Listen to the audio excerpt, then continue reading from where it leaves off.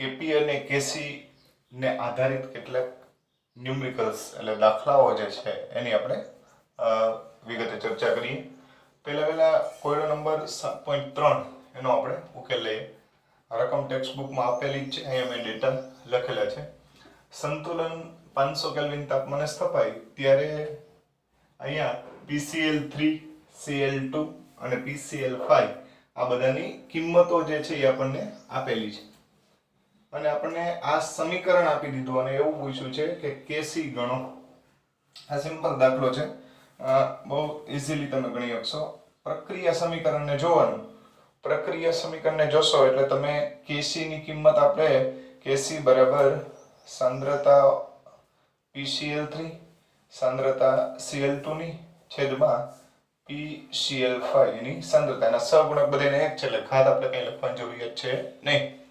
આની ખાલી આપણે કિંમત મૂકવાની છે એટલે 1.59 ગુણ્યા 1.59 અને ભાગ્યા PCl5 એટલે 1.41. આ બધાનો આપણે ગુણાકાર અને ભાગાકાર કરીએ એટલે આપણને જવાબ મળશે 1.69. અહીંયા આનો એકમ મોલર છે, આનો પણ મોલર છે. આનો એકમ મોલર એટલે મોલર એકવાર ઉડી જાય પણ એકવાર મોલર વધશે એટલે આનો એકમ આવશે મોલર અથવા મોલ પ્રતિ લિટર. તો આવું વસ્તુ પણ ધ્યાનમાં રાખવાની. આ કોયડો 7.4 જે છે એની આપણે ચર્ચા કરીએ. આ અતિ મહત્વનો છે, ટેક્સ્ટ બુક કરતા થોડો જુદી રીતે ગણવાનો છે એટલે જરા જોજો. એના કરતા એકદમ સહેલી રીતે આપણે ગણશું તો કઈ રીતે આપણે ઉકેલ મેળવવો એ વસ્તુ જો. સમીકરણ અતિ મહત્વનું છે. આ સમીકરણ આપણે આપી દેવામાં આવ્યું છે. કેસી આપ્યો છે અને સંતુલને સાંદ્રતાઓ ગોતવાની કીધી છે. સંતુલને આ બધાયની સાંદ્રતા આપણે ગોતવાની છે. હા, પણ એના માટે બે વસ્તુ જોઈએ. કેસી આપેલો હોવો જોઈએ અને એક આપણને પ્રારંભિક સાંદ્રતા આપેલી હોવી જોઈએ. તો સંતુલન આપણે કોઈ પણની સાંદ્રતા કોઈ પણ ઘટકની એટલે પ્રક્રિયા કોઈ તો એની અને નિપજ હોય તો એની બેયની આપણે શું ગણી શકીએ? સાંદ્રતા ગણી શકીએ. તો આપણે પેલા ઉકેલ માટે સમીકરણ જે છે એને ધ્યાનમાં લઈએ. તો સમીકરણ છે આપણું આવું છે. કાર્બન મોનોક્સાઇડ એની પાણી હારે પ્રક્રિયા થાય છે. પ્રક્રિયા થઈ અને કાર્બન ડાયોક્સાઇડ અને ડાયહાઇડ્રોજન વાયુ ઉત્પન્ન થાય છે.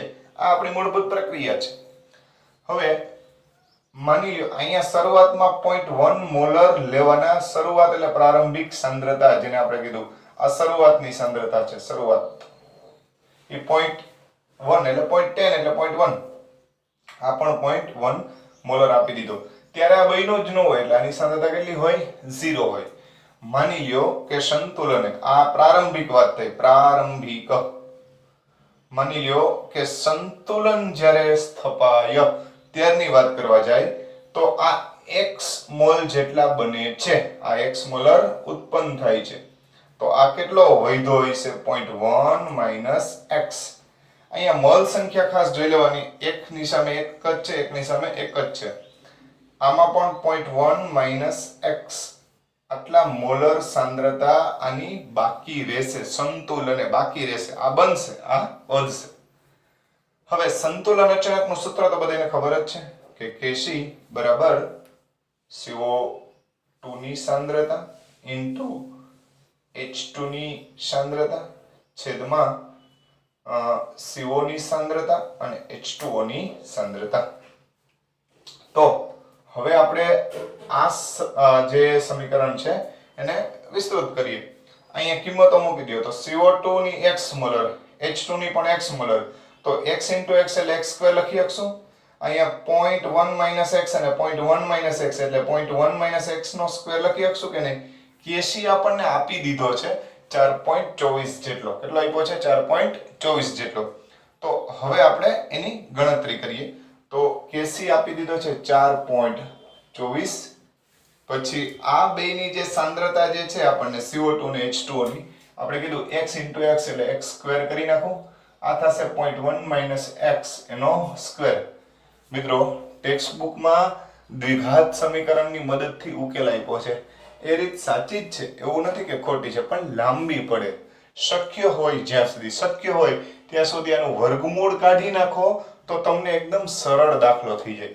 એટલે હું આ રીતે લખું છું x² 0.1 - x એનો વર્ગ બરાબર 4.24. બે બાજુ વર્ગમૂળ કાઢો એટલે અહીંયા થશે x ના છેદમાં 0.1 માઈનસ x બરાબર 4.24 નું વર્ગમૂળ તમે કાઢશો કેલ્ક્યુલેટર ની અંદર એટલે 2.059 આટલો જવાબ આવે.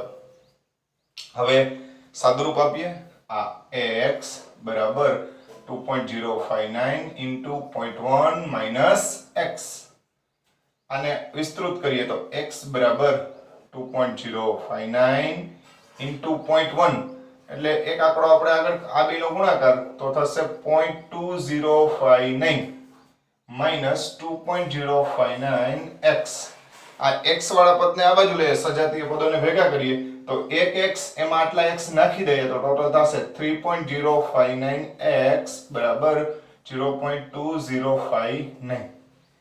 હવે આપણે આ x ને કરતા બનાવી દઈએ તો 0.2059 divided by 3.059 આ બેનો આપણે ભાગાકાર કરશું આ બેનો આપણે ભાગાકાર કરી નાખીએ તો આનો ભાગાકારનો જવાબ x બરાબર 0.067 જેટલો આવશે બરાબર. આ બેનો આપણે ભાગાકાર કરીએ 0.2059 ભાગ્યા 3.059 એટલે આટલો 0.067 આવશે. આટલી સાંદ્રતા મોલારિટીમાં આવી.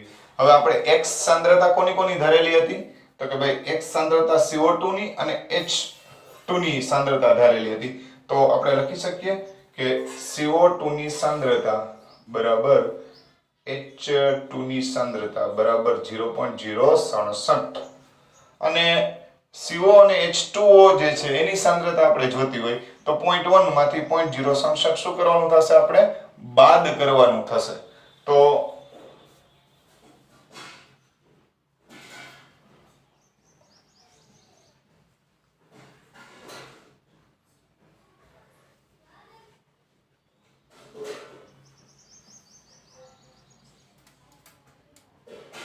અને આ જ રીતે આપણે H2O જે છે એની સાંદ્રતા 0.1 minus 0.067 બરાબર આ બેની આપણે બાદબાકી જે છે એ કરીએ તો બાદબાકી આ બેની કરશો એટલે 0.033 મોલર 0.033 મોલર. આમ આ ચારે ચાર ઘટકની આપણે સાંદ્રતા છે એ સરળતાથી શોધી નાખીએ. એકમ જે છે સાંદ્રતાનો કયો રાખશું મોલર. તો મિત્રો આ ફરીથી એકવાર કહી દઉં ટેક્સ્ટ બુક કરતા થોડીક મેથડ આપણે જુદી રીતે કરી છે. શું કર્યું તો કે બધું ટેક્સ્ટ બુક ની જેમ જ આ બધી વસ્તુ આવે તમારે અહીંયા સંતુલન અને સાંદ્રતા શોધવાની છે. શરૂઆતમાં આ બેની સાંદ્રતા આપણે આપી દેવાની શરૂઆતની આપી છે પ્રારંભિક આપી છે. સંતુલન માની લો કે આની સાંદ્રતા xx છે ઉધારી લઈએ x મોલર તો આ 0.1 - x અને 0.1 - x જેટલી હોય.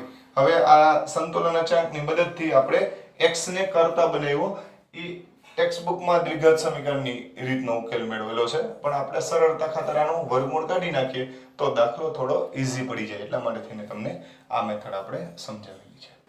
હવે કોયડા નંબર 7.5 છે એની અંદર આપણને Kc નું મૂલ્ય આપી દીધું છે અને Kp નું મૂલ્ય આપણને ગણવાનું છે. આપણને ડેટા જે ઉપલબ્ધ છે ટેક્સ્ટ બુકની રકમ પ્રમાણે એ આપણે અહીંયા રજૂ કર્યો છે. હવે ઉકેલ મેળવીએ આપણે.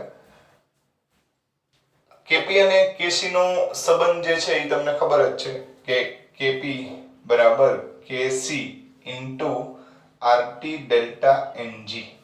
આ સમીકરણ આપણા માટે અતિ મહત્વનું છે. ત્યારે પણ આપણે થિયરી ભણ્યા અગાઉ ત્યારે પણ મેં તમને કીધું હતું કે આની મદદથી ઘણા બધા દાખલાઓ છે આપણે સોલ્વ કરી શકીએ. MCQ ની અંદર પણ ઘણી જગ્યાએ પૂછાયેલું છે. JEE નીટ ની અંદર પણ ઘણીવાર આના MCQ જે છે એ પૂછાયેલા છે. ત્યારે મેં એક ઉદાહરણ પણ તમને આપેલું હતું. હવે અહીંયા Kp જે છે એ ગોતવાનો છે. Kc છે એ 3.75 ગુણ્યા 10⁻6 ઘાત એટલો આપણે આપ્યો છે. અહીંયા કઈ એકમ નથી આપ્યો એટલે આપણે અહીંયા કઈ એકમ રજૂ કરતા નથી. R સામાન્ય રીતે આપણે વાત થઈ છે કે 12 * લિટર પ્રતિ મોલ * કેલ્વિન એકમમાં એટલે કે 0.08314 ગુણ્યા T એટલે તાપમાન જે છે એ આપણે લેશું 1069. હવે મિત્રો આ બધાનો તમે ગુણાકાર કરો ગુણ્યા 10⁻6 ઘાત કરશો એટલે આપણો જવાબ જે છે 0.033 જેટલો આપણને પ્રાપ્ત થશે. કીધું એ પ્રમાણે કે ભાઈ આ દાખલો જે છે એકદમ સિમ્પલ છે. Kc નું મૂલ્ય આપણે આપી દીધું છે. R અને T, R નું મૂલ્ય ઘણીવાર આપશે નહીં, તમને કીધું એ પ્રમાણે 0.08314 યાદ રાખવાનું, એ આપણે લઈ લેવાનું. અને તાપમાન જે છે એ જો સેલ્સિયસમાં આપ્યું હોય તો કેલ્વિનમાં ફેરવવું, એ બહુ અતિ મહત્વની બાબત છે. હવે મિત્રો, તમારે આ જ પ્રકારના દાખલાઓ જે છે અને અગાઉ જે જોયા એ પ્રકારના દાખલાના આધારે સ્વાધ્યાયમાં 7.5, 7.6, 7.10, 7.11, 7.13, 7.16 અને 7.22 આ જ પ્રકારના દાખલા છે જે તમારી મેળે તમારે ગણતરી કરવાની છે.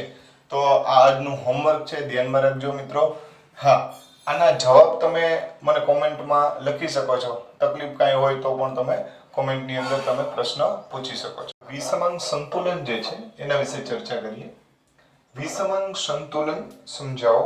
અગાઉ આપણે સમાંક સંતુલનની ચર્ચા કરી હતી. હવે આપણે વિષમાંક સંતુલન શું છે એની વિગતે ચર્ચા કરીએ.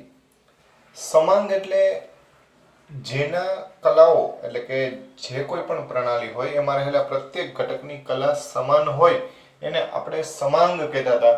તો એનાથી વિરુદ્ધ વાત વિષમાંકનો અર્થ એવો થાય કે પ્રણાલીમાં રહેલા ઘટકોની કલા એક જ ન હોય, એક કરતા વધારે કલા ધરાવતા ઘટકો પ્રણાલીમાં આવેલા હોવા જોઈએ.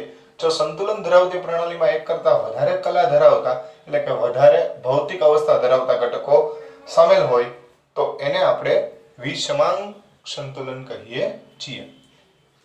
દાખલા તરીકે H2O લિક્વિડ અને H2O એની બાષ્પ. અગાઉ આપણે પ્રવાહી કલા અને બાષ્પ કલા એ બે વચ્ચેના સંતુલનનો અભ્યાસ કર્યો હતો. આ ભૌતિક સંતુલનની અંદર જોયું હતું. તો આ પ્રકારના જે કંઈ પણ સંતુલન છે એમાં પાણી અને પાણીની બાષ્પ એટલે કે લિક્વિડ અને વેપર એ બે વચ્ચેનું જે સંતુલન છે સ્થપાણું, જેને આપણે કહીએ છીએ વિષમાંક સંતુલન. કેમ કે બંને અવસ્થાઓ અલગ અલગ છે એટલે કે કલા બેયની કેવી છે? અલગ અલગ. એવું જ એક બીજું ઉદાહરણ લઈએ. સામાન્ય રીતે આ પ્રકારના દ્રાવણોની અંદર જોવા મળતા સંતુલન વધારે જોવા મળશે. અને આયનીય સંતુલન પણ ભવિષ્યમાં આપણે કહેશું. તો અહીંયા ધ્યાન રાખજો મિત્રો. ઘન અને સંતૃપ્ત દ્રાવણ વચ્ચે સંતુલન સ્થપાતું હોય, જેમ કે ઘન એટલે કેલ્શિયમ હાઇડ્રોક્સાઇડ ઘન પદાર્થ છે, એને જ્યારે પાણીમાં નાખીએ ત્યારે એનું જલીય દ્રાવણ મળે. એટલે અહીં એક્વાયસ આપણે લખ્યું છે. એક્વાયસ મતલબ એક્વા એટલે પાણી. તો કેલ્શિયમ +2 આયન અને હાઇડ્રોક્સાઇડ આયન જે છે એ ઉત્પન્ન થાય. તો આ જે સંતુલન છે એ ઘન અને પ્રવાહી વચ્ચે સ્થપાયેલ સંતુલન છે એવું આપણે વર્ણવી શકીએ. તો આ થયું વિષમાંક સંતુલન. હવે વિષમાંક સંતુલન સમજ્યા પછી વિષમાંક સંતુલન માટે આપણે Kc અને Kp એના સૂત્ર તારવવાના છે. તો અહીંયા થોડુંક શોર્ટ એન્ડ સ્વીટ કરી નાખ્યું છે આપણે, જેથી કરીને તમારે અભ્યાસ કરવો થોડો સરળ પડે. હવે વિષમાંક સંતુલનમાં તમારે બે વસ્તુ અતિ મહત્વની છે જે તમારે ધ્યાને લેવાની છે. પહેલી એક બાબત, વિષમાંક સંતુલન કોને કહેવાય એ તો આપને ખ્યાલ છે, પણ વિષમાંક સંતુલન માટે Kc અને Kp ની ગણતરી કેવી રીતે કરવી એની આપણે ચર્ચા કરીએ છીએ. તો વિષમાંક સંતુલનમાં જો શુદ્ધ ઘન અને પ્રવાહી કલાનો સમાવેશ થતો હોય તો ત્યારે તેની મોલર સાંદ્રતા અચળ ગણવામાં આવે. કેવી ગણવામાં આવે? અચળ. ખાસ ધ્યાનમાં રાખજો, મોલર સાંદ્રતા જે છે એમાં આપણે કોઈ ફેરફાર ધ્યાનમાં લેશું નહીં. કોની? ઘન અને પ્રવાહીના. તો ખાસ ધ્યાન લેવું. તો ઘન અને પ્રવાહી જે છે એની સાંદ્રતા આપણે અચળ ગણવાની છે. જથ્થો ગમે તેટલો હોય, સાંદ્રતા ગમે તેટલો હોય, વધારે હોય તોય ભલે, ઓછો હોય તોય ભલે, એની સાંદ્રતા આપણે અચળ ગણશું. ધારી લ્યો કે ઘન અને પ્રવાહીની સાંદ્રતા x જેટલી હોય તો સાંદ્રતાને આપણે ચોરસ કૌંસમાં દર્શાવીએ. આ સોલિડ સ્વરૂપ એટલે ઘન સ્વરૂપ અને લિક્વિડ સ્વરૂપ એને હંમેશા આપણે અચળ ગણ. અચળ મતલબ એને ક્યાંય સંતુલનમાં આપણે ધ્યાને લેવાનું નથી. આ ખાસ ધ્યાનમાં રાખજો. હા, પણ વાયુ અને પ્રવાહી જે છે એટલે પ્રવાહી એટલે શુદ્ધ સ્વરૂપનું પ્રવાહી નહીં, પણ એક્વાયસ ફોર્મમાં એટલે જલીય દ્રાવણ હોય, આયનીય સ્વરૂપ હોય કે કોઈ પણ જલીય દ્રાવણમાં સ્વરૂપમાં જ્યારે પણ હોય ત્યારે આપણે એની સાંદ્રતાને ધ્યાનમાં લેશું.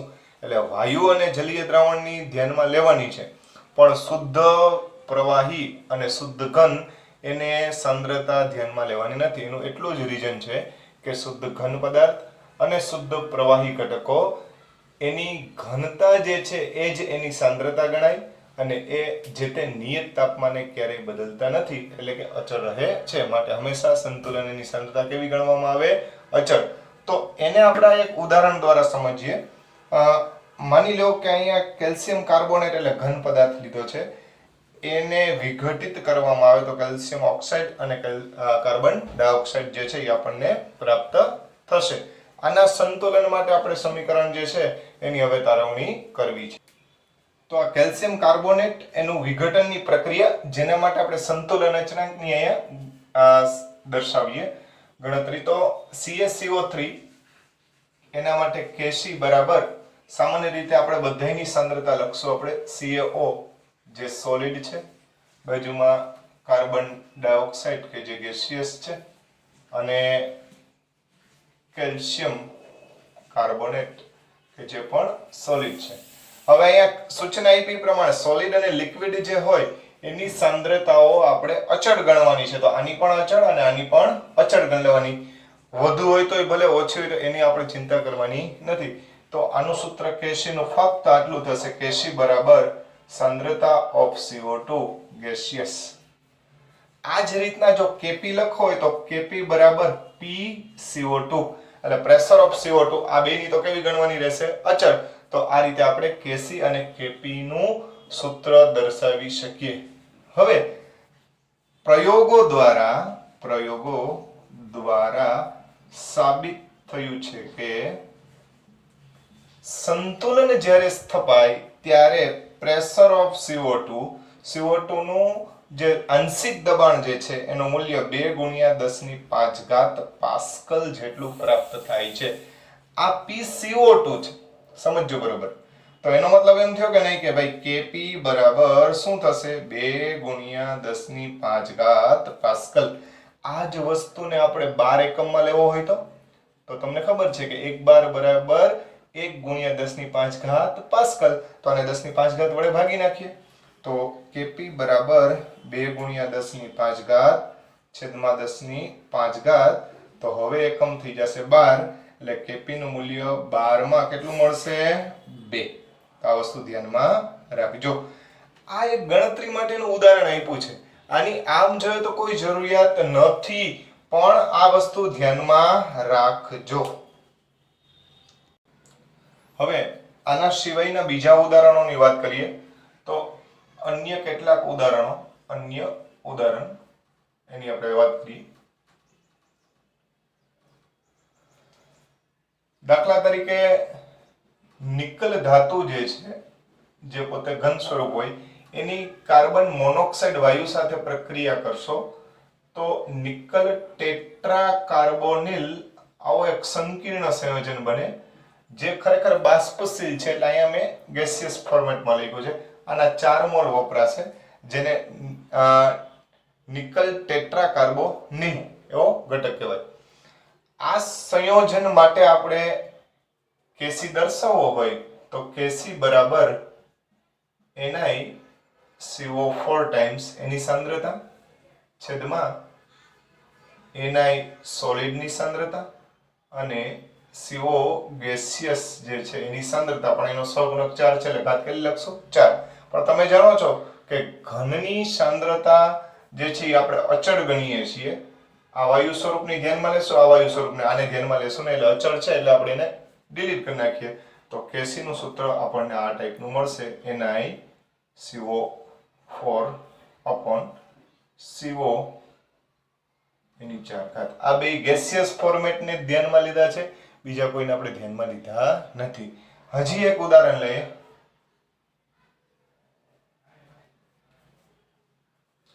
Ag2O સિલ્વર ઓક્સાઇડ કે જે ઘન સ્વરૂપનો ઘટક છે, એની HNO3 સાથે જ્યારે પ્રક્રિયા કરવામાં આવે ત્યારે પ્રક્રિયા થઈ અને સિલ્વર નાઇટ્રેટ બને અને સાથે સાથે પાણીનો અણુ જે છે એ છૂટો પડશે. બરોબર, અહીં ધ્યાન રાખજો. અહીંયા આ ઘટક સોલિડ છે, આ એક્વાયસ છે અને આ લિક્વિડ છે. તો આપણે ફક્ત કોને ધ્યાનમાં લઈએ છીએ?